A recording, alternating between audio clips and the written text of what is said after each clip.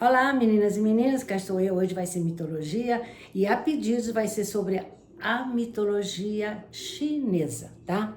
Vocês sabem que existem inúmeras mitologias, não só a grega, que a gente fala mais, é a mais estudada, né? E requisitada, mas tem muitas mitologias, tá? Além da grega, tem a romana e nórdica, que eu já falei algumas, né? São as mais conhecidas, eu já falei bastante sobre elas. Mas as mitologias mais antigas são consideradas as mitologias hindu e a mitologia suméria, tá? Mas já foi falado em aula que existem muitos pontos comuns nas diferentes mitologias, embora esses povos nem tenham contato entre si, né? Cada uma pode variar com os nomes dos deuses, os nomes dos heróis, nos rituais, mas todas têm a função de explicar o mundo e suas relações humanas, tá? Tendo muitos pontos em comum, como eu já falei, tá? Embora nem tenham contatos entre si, também como eu já falei, tá? A mitologia, enfim, é um conjunto de histórias que estão no cerne de uma religião. Porque não é errado afirmar que praticamente toda a religião, todas as religiões giram em torno de um conjunto de mitos, como o mito da criação, o dilúvio, um monte de mitos, né? Que depois são inseridos na religião. Bom, mas o assunto de hoje, como eu falei no início, é sobre a mitologia chinesa, que teria surgido por volta de 1100 anos antes de Cristo. E é também composta de histórias, lendas, ritos, transmitidos a princípio oralmente, como todas, né? E depois escritas em livros, pergaminhos, etc, tá? Então agora eu vou contar vários mitos da mitologia chinesa. E vocês vão constatar que vários pontos existem em comum com as demais mitologias. Vocês vão ver. Bom, segundo a mitologia chinesa, no início existia um grande vazio no universo. Na grega também. Era o chamado caos primordial. E foi nesse vazio que surgiu o primeiro ser vivo, o Pangu.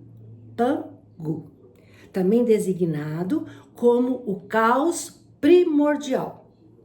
Era oval e no seu interior teria se formado o primeiro ovo cósmico, onde esse Pangu teria dormido por 18.000 anos, até que acordou e quebrou o ovo, provocando o Big Bang, que separou a Terra e criou montanhas, vales, oceanos, etc. Quer dizer, houve o Big Bang, então tudo se transformou. Do ovo surgiram tudo isso. Montanhas, vales, oceanos, tudo. Uma parte.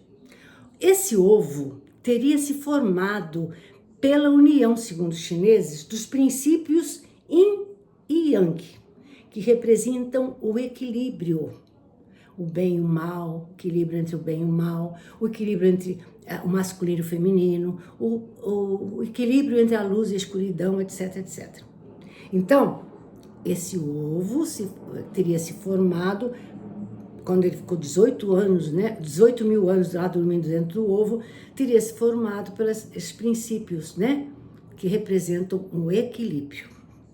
Na mitologia chinesa, também encontramos a lenda do dragão chinês. É uma lenda famosa na mitologia chinesa. A lenda do dragão chinês, que conta que no fim do reino, né, de Qin Shi Huang, ele reinou e no fim do seu reino, ele se imortalizou num dragão e ascendeu aos céus.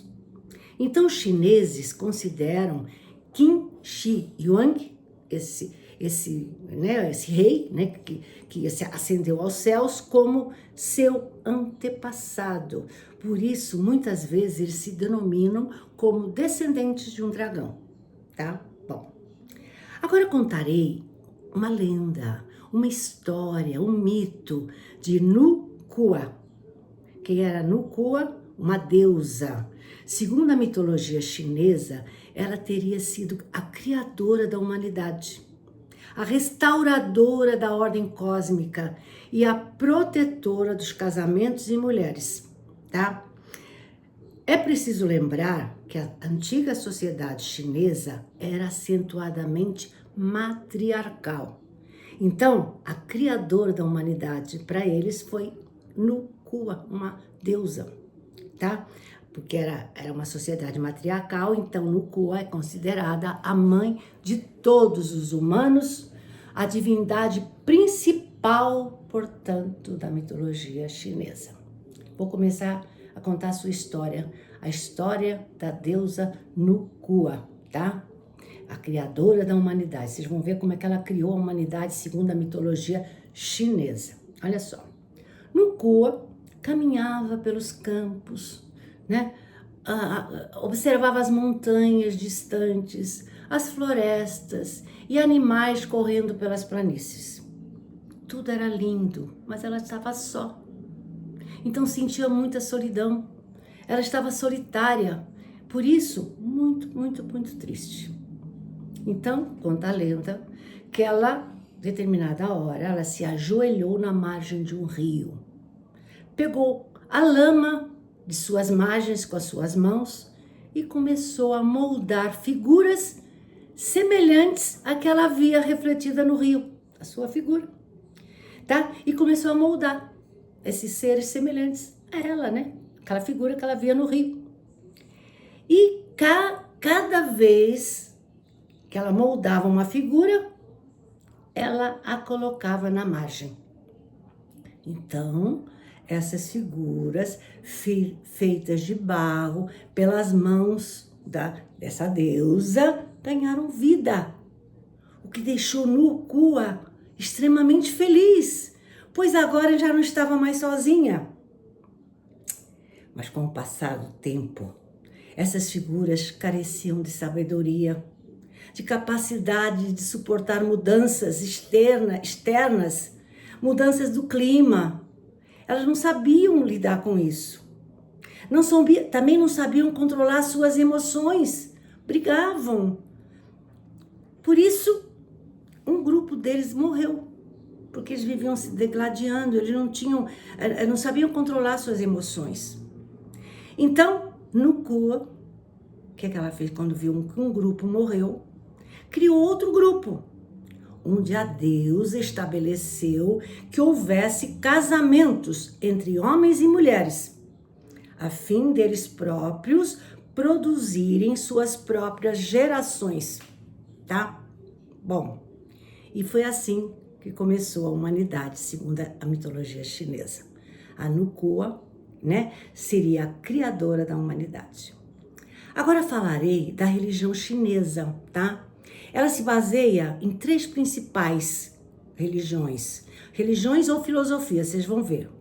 O taoísmo, o confucionismo e o budismo. Eu vou falar um pouquinho de cada uma, tá? O taoísmo tem um panteão de divindades, sendo por isso uma doutrina mística e filosófica, que exerceu grande influência na China ao longo de sua história. Tem o confucionismo, quem nunca ouviu falar no confucionismo de Confúcio? Constitui um conjunto de pensamentos, regras, rituais que foram praticadas pelas elites chinesas até a queda do regime imperial em 1911. Então, até a queda do regime imperial, o confucionismo, né, constituía os pensamentos que tinham que ser seguidos, tá? O confucionismo não é considerado uma religião, no sentido tradicional, pois não possui crenças em deuses ou divindades. O confucionismo é considerado uma filosofia ética e moral, que visa orientar a vida dos indivíduos e promover a harmonia social. Essa é a missão do confucionismo. E agora tem o budismo, né? que é mais conhecida. É considerada uma religião e uma filosofia ao mesmo tempo. Religião e filosofia oriental. Isso é o budismo. Teria surgido no século 6 a.C., na Índia, fundada por Siddhartha Gautama, também conhecido por Buda. Era um príncipe de Nepal que renunciou ao trono e se dedicou à erradicação do sofrimento humano e dos demais seres. Buda teria renunciado à sua vida de príncipe, de riqueza, indo em busca de respostas para o surgimento do sofrimento humano. Por que o sofrimento humano? Essa jornada de Buda culminou na sua iluminação sob a árvore de Bodhi, que deu origem a uma nova tradição religiosa chinesa. Ele aceitava um guia espiritual, com seguidores de suas crenças e práticas, mas não numa única divindade. Então, só para encerrar, Buda acreditava nos guias espirituais, no guia espiritual com seguidores e suas crenças e práticas, mas não numa única divindade. Esse é o resumo do budismo. E vou ficar por aqui. Tchau!